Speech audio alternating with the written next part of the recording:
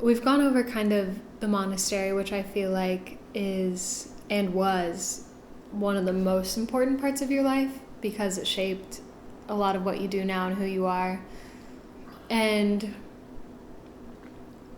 that type of lifestyle, I feel like, is just so incredibly different from everything else. And so you jumped back in to the world and you found yourself out of the rigorous schedule and with a certain sense, I think, of new freedom. How were you thinking about your life and what you were going to do, how you were going to spend your time, how you were going to find meaning or purpose? Well, that was the dilemma. How to make a living and focus on that and start generating some income for livelihood, and at the same time give my best attention to the interior life and the pursuit of self-actualization and self-realization. Were you afraid that you wouldn't be able to find that balance, or were you like, okay, I know exactly what to do? I should have been afraid. I would have been afraid. But I wasn't, because I knew the task. And so even though I knew it was going to be years of getting myself clear and clean at a human level, I jumped right into it. You said you knew the task, but what was the task and how did you know?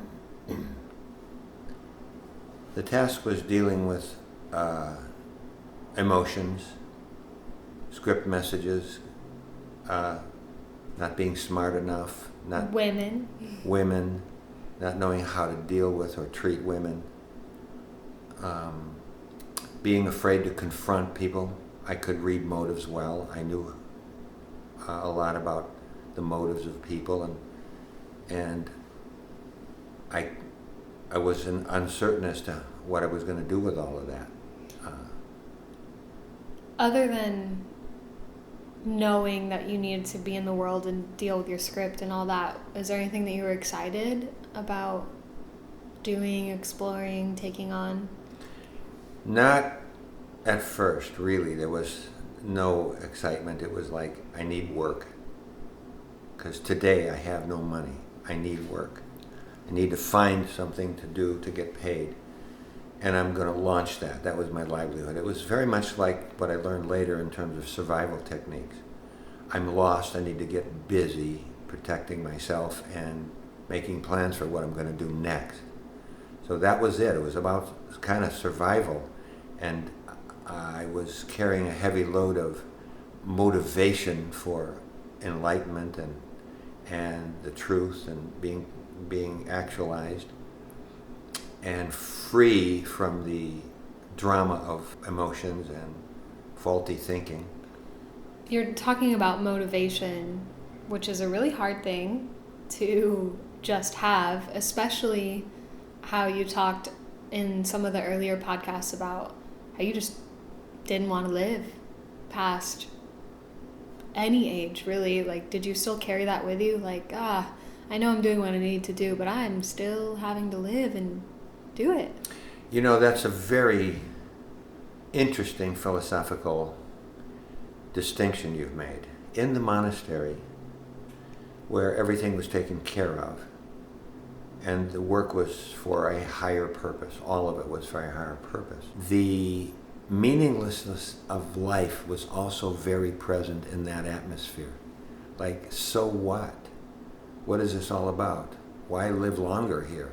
I already know what I want. I want freedom and peace. I don't want to go through the dramas of life, and I'm in the monastery avoiding a lot of it. So why, since I'm here, why continue that? But once I was in the world, it was like, now I got to deal with this, and the excitement was gradually in me generated, or I should say I gradually generated that excitement about doing things. I got a job doing construction. I applied for work at the post office. I applied for work at the police department. I was waiting on their decisions to hire me and taking the tests, and it was like I was involved in a world of activity that was about livelihood that I never had to worry about, never concerned myself with as a monastic. So I guess what part of that was motivating to you? Because carrying that whole like, well, so what?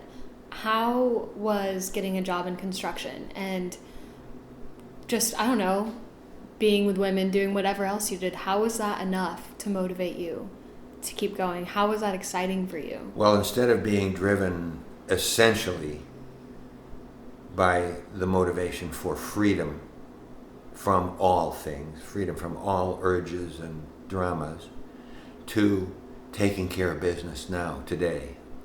I got to plant this, I got to harvest that, I got to prepare for this, I've got this to deal with.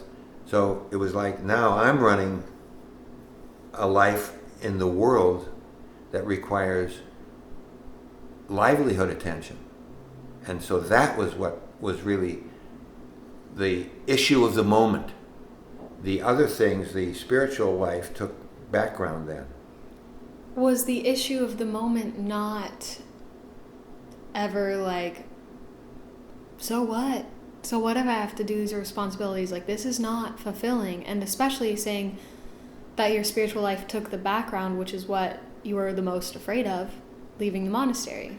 No, very quickly I got involved in things that were meaningful.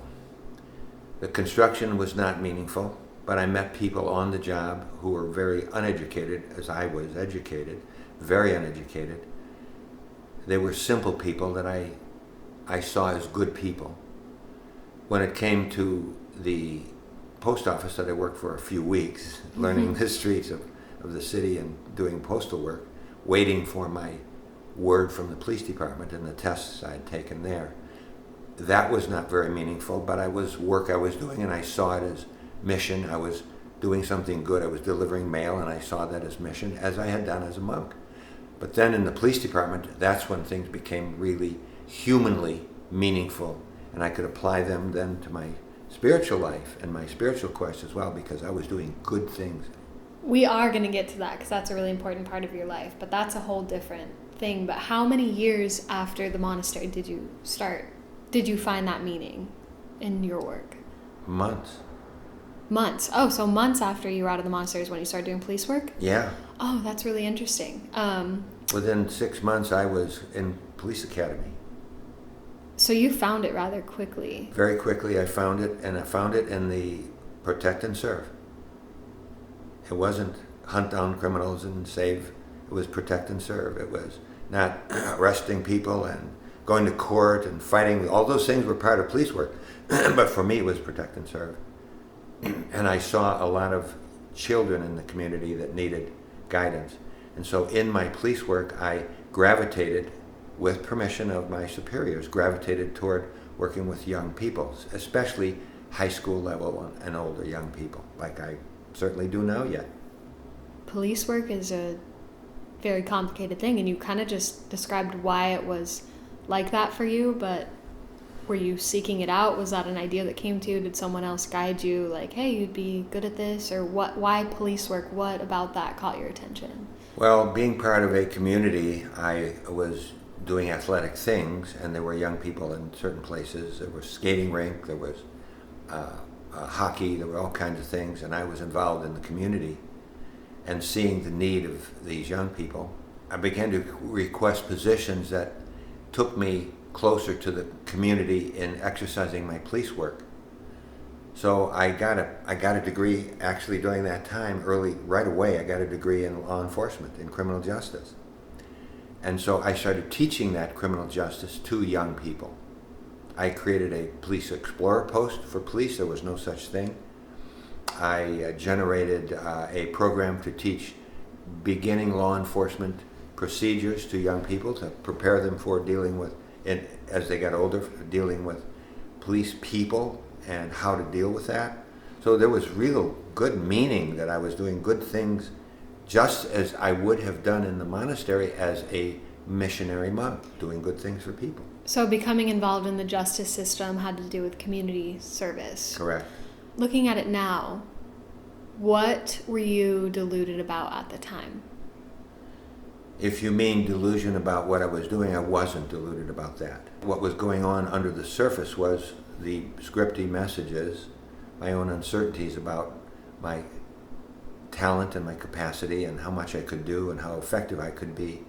Those questions were there. Also my questions about how successful I could be in relationship with women and men as well, but essentially how to be successful. I was fine with men, but how to be successful with women and not be taken advantage of, as I had found very quickly that I was taken advantage of by women who would say things to me that I believed about their lives and about what they wanted and what they didn't want and what they could do with me. I believed them, and I found that this was just simply not true. Just not true. Well, a silly man you were. I'm hearing you say, I think, is that there was a little bit of insecurity, which is just so weird to even relate that word to you, but is that correct? Were you a little bit insecure? I was quite a bit insecure in certain areas. I got educated in law enforcement right away, and humanities and other things, but I got educated in law enforcement, and I exercised arrest powers and arrest skills. I was not unconfident there. I was able to do those kinds of things where, I can handle this job, this I can do. But with women, I'm not doing very well here. But taken advantage of here, and I let myself give in there, which to repeatedly, which was just not good. It was not honest, and I didn't know how to handle that. I didn't know how to say no. I was a former monastic. You say yes. Yes to everything. Whatever. Yes, sure. Whatever. Oh, so that really influenced how you let people... Yes, it did. Do you think that there's any bit of that going on now? That is carried over into your life now, and how... It certainly is carried over into my life, but over the years, over the decades, I have diminished that, so that it essentially doesn't influence me, if at all. It's very little, because there's a ratio between that, which is scripted, giving in where I don't want to, or I'm violating being true to myself, and the other side, which is simply being able to, have your way, and I really don't care. So it's quite fine for you to have your way.